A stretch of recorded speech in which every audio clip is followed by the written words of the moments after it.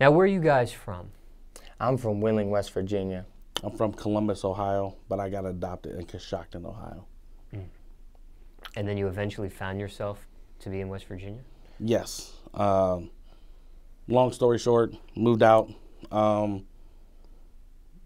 Friends, family, you know what I mean, like roommates, that all fell apart. I was homeless for like 2 months in the middle of winter, and a pastor moved me to St. Clairsville, which is borderline Ohio and West Virginia. Oh. And so I lived there. I met my wife at the time.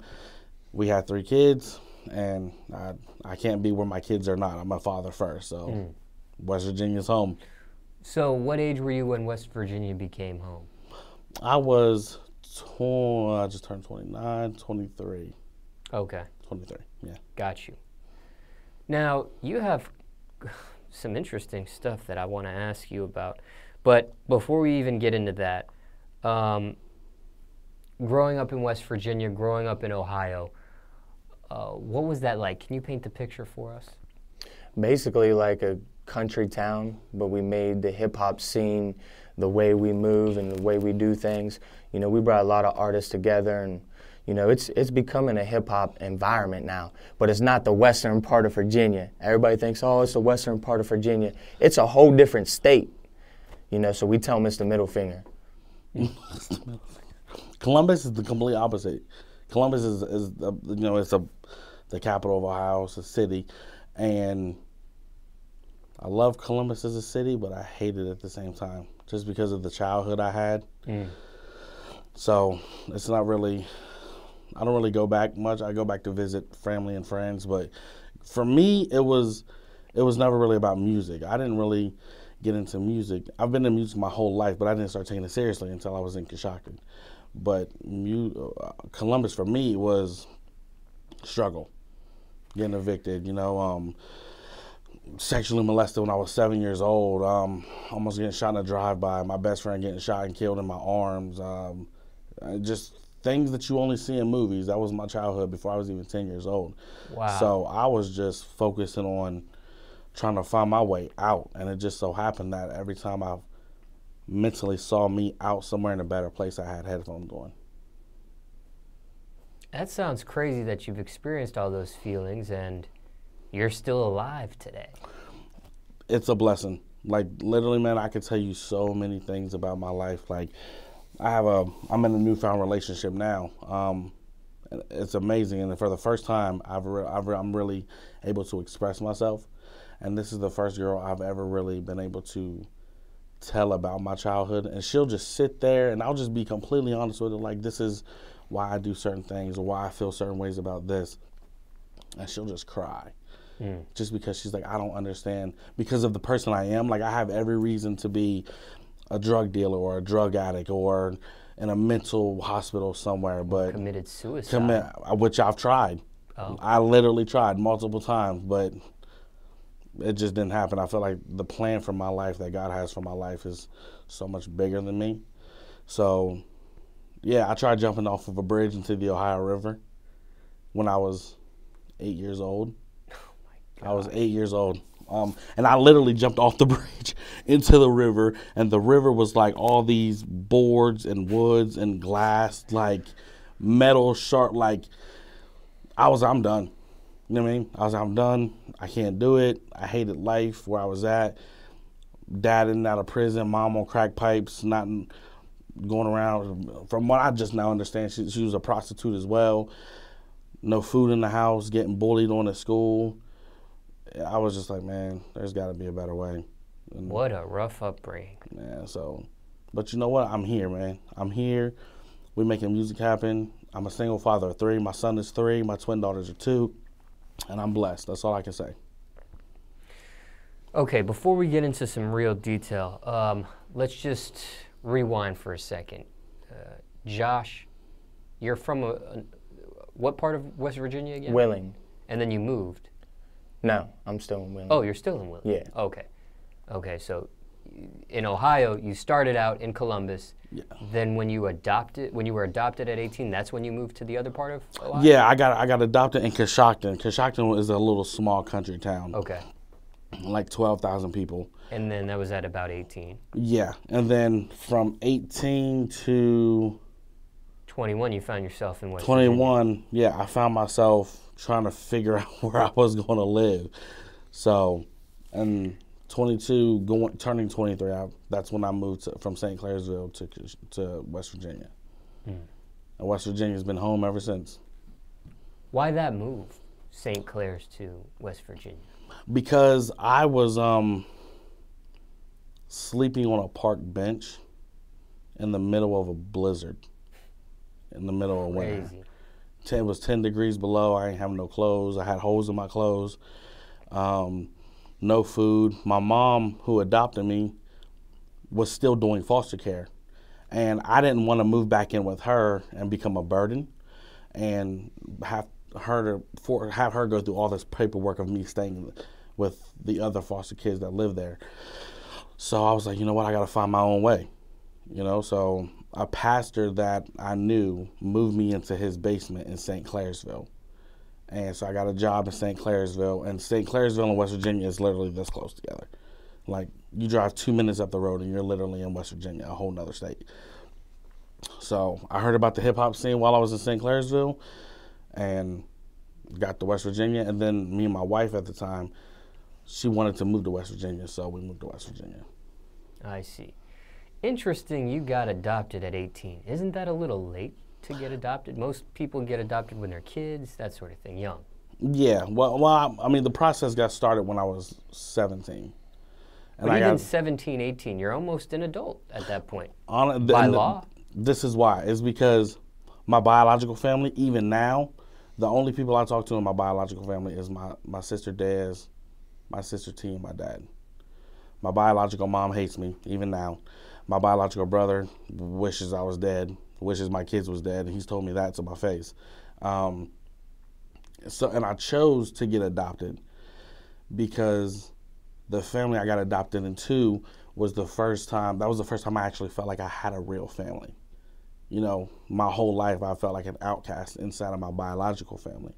So when I got placed in the foster home with this family, it felt like home. You know, I fit in, you know. So you actually got placed at 17 into a foster care home? No, I got placed in foster care when I was 12. Oh, okay. So from 12 up until 17, you were with that family? No, I got placed in foster care with the lady who adopted me first.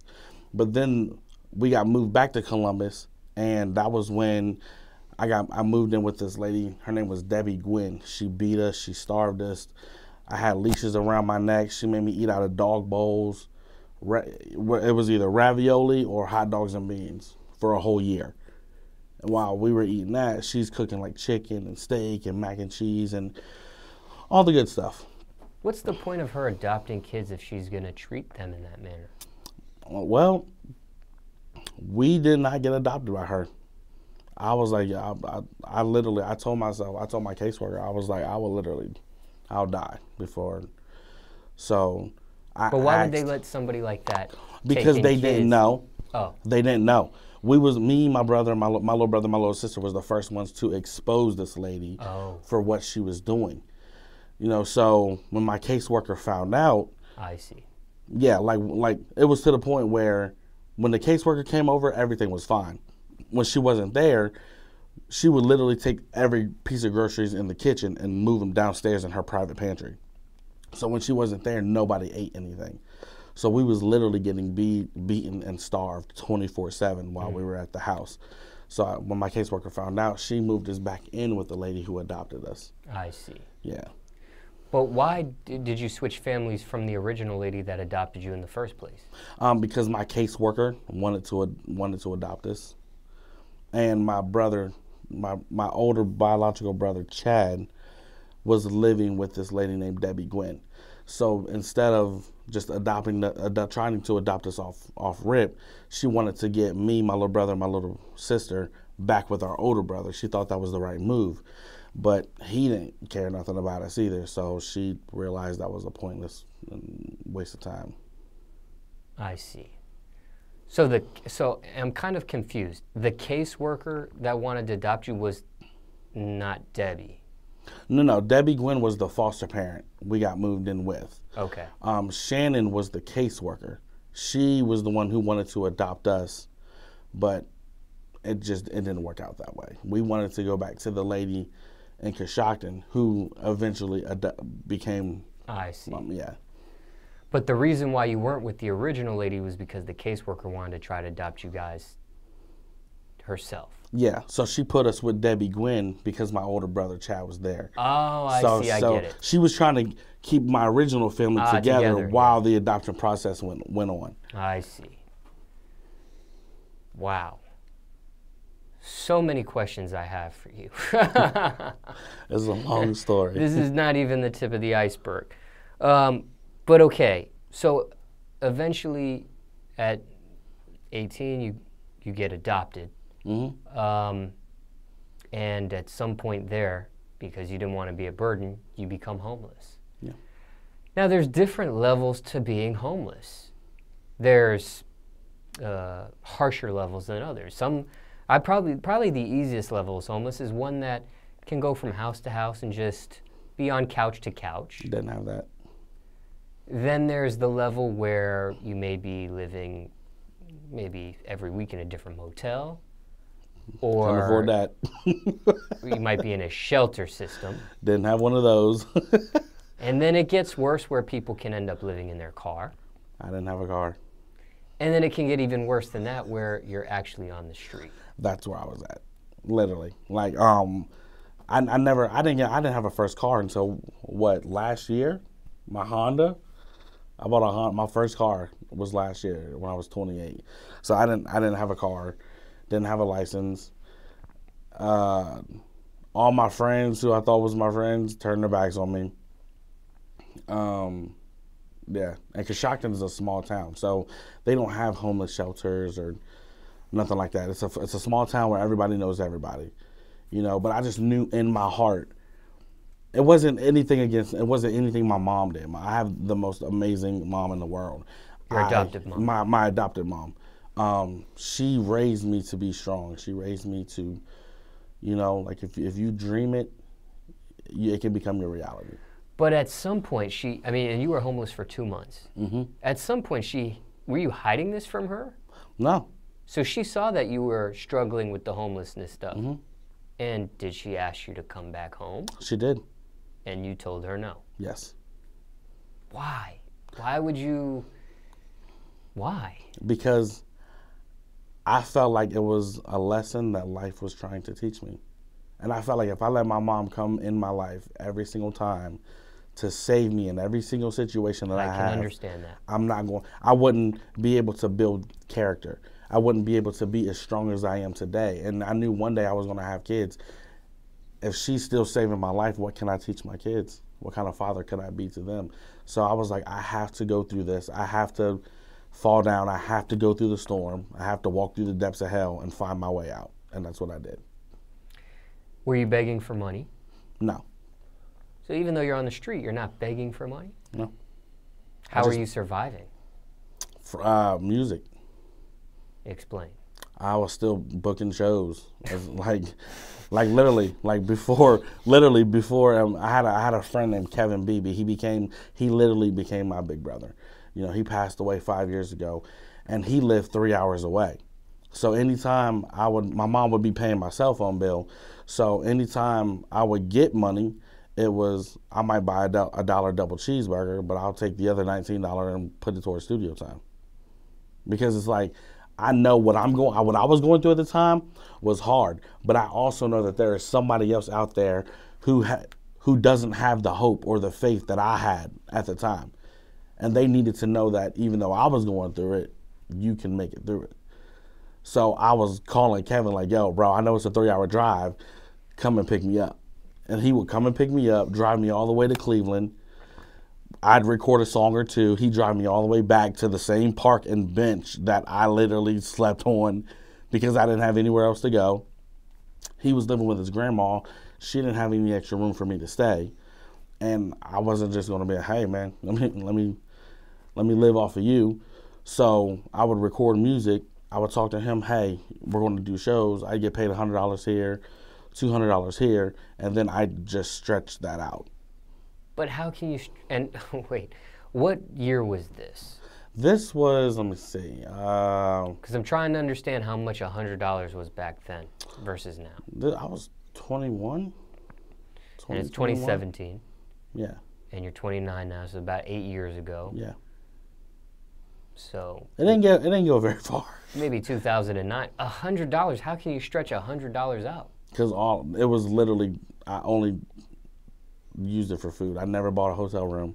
But food is expensive. Yeah.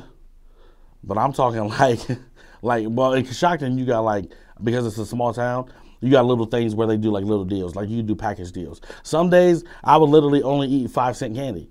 Some days if I would literally buy a bottle of water and just go back into the restroom to McDonald's and fill it up and just drink water all day. Oh. You know, some days I would buy a sandwich, or I'd buy a sandwich, I'd eat half of it, wrap it up, save it for later. Couldn't heat it up, but I'd still eat it. You know what I mean? So.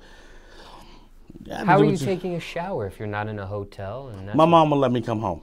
She would let me come home, and she still did Sunday dinner. So anytime I was in Coshocton, she would feed me. She would let me take a shower. She would wash my clothes, and even sometimes she would give me $20, $30, $40, and I mean that just because that's what she could afford after bills and everything like that, you know. And she was supportive, you know, and just knowing that she was proud of me for trying to find my own way, it made everything worth it for me. How did you get out of homelessness after 2 months?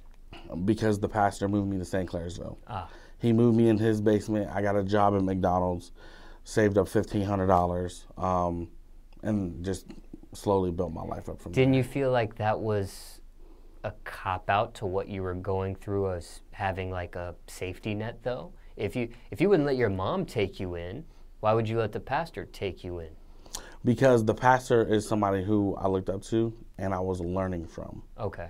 And he was a male figure. Ah. You know, so he was teaching me things that my mom could not teach me. I see. And that was the only reason I was like, okay, I need to go here. And he had also went through the things that I had went through. So when I told him why I was going through it, you know, he started breaking it down to me like, okay, well, I've been here. This is what I did. But this is what you didn't do. And it's okay to reach out and ask for help. So when he reached out to me, I never once said, hey, can I live with you? He said, I want you to come and stay with me.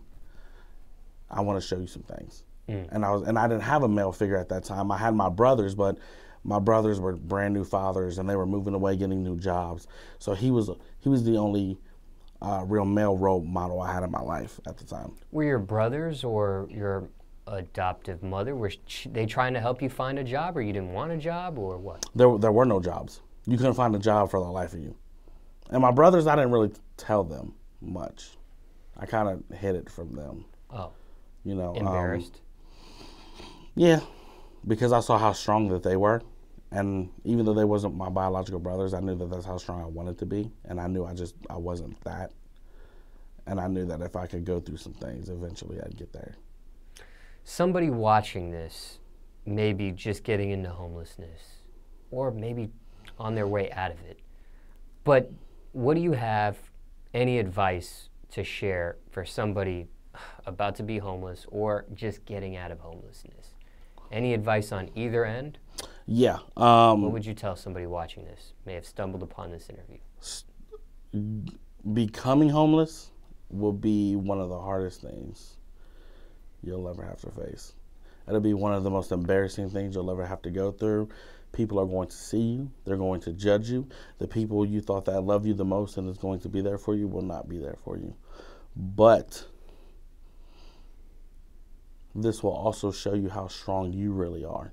This will also show you, man, that if you stick to it, you will make it through the storm. And if you got to make it through the storm if you want a rainbow.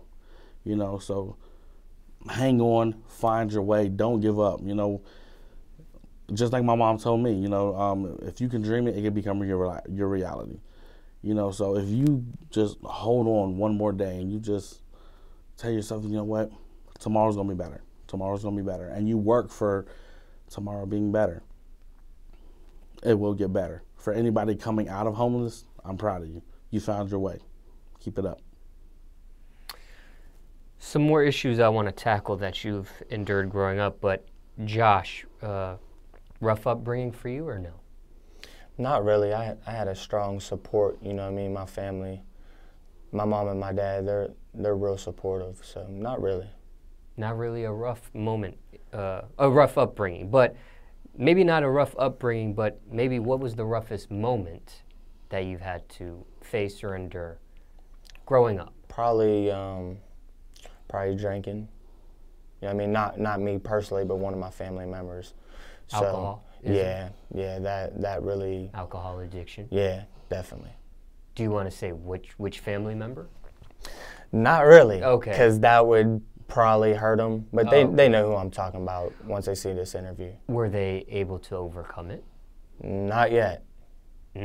Yeah, so it's still a everyday process, you know what I mean? And how long have you had to endure that? Probably my whole life, honestly. But also, you know what I mean, talking behind jail cells and stuff like that too, so that's another rough moment. What do you mean? You went to jail? Not me personally, but, you know, my father. So you had to deal with him going in and out. I see. Now, I know you've had several issues that you talked about suicide and child molestation and all kinds of stuff that you had to deal with, parents using drugs, that sort of thing. Without delving into those issues in this segment, just overcoming and enduring all those different items, how does one get to the point you're at now? Faith. Is there any advice? Honestly, for me, I don't know what anybody out there is going through. So it's hard for me to say, okay, this is what you're, you know what I mean? But generally speaking, and you've had so many different obstacles thrown at you, but generally speaking, to be able to overcome suicide and this and that and, you know, all those obstacles that you faced in life, is there any general information you can give somebody watching this and maybe going through one of those things, or just hang on? I cannot stress enough, man, just hang on, like, and know that you are worth it. You have to know that you're worth it. Like, there was so many times where I was like, I'm fat, I'm ugly, I hate my life. I started seeing everybody else better than me. Like, oh, he's got the new Jordans on, okay? Well, there was even to a point where I wanted to be white. I hated being black because I would be watching the Disney Channel or watching a video, and it just seemed like white people had better lives. And I was like, if I could just be white, my life would be better. So I hated being African American. You know, for I would say a good year and a half of my life as a child, I wanted to be white because I thought if I was just white, everything would be so much easier. Looking back now, I know that's not it. But oh man, just hang on, dude. Like, no matter where you're at in your life, no matter what you're going through, no matter who's telling you the most negative, hurtful things, I've been there. I've heard it all. I have heard it all. But you matter.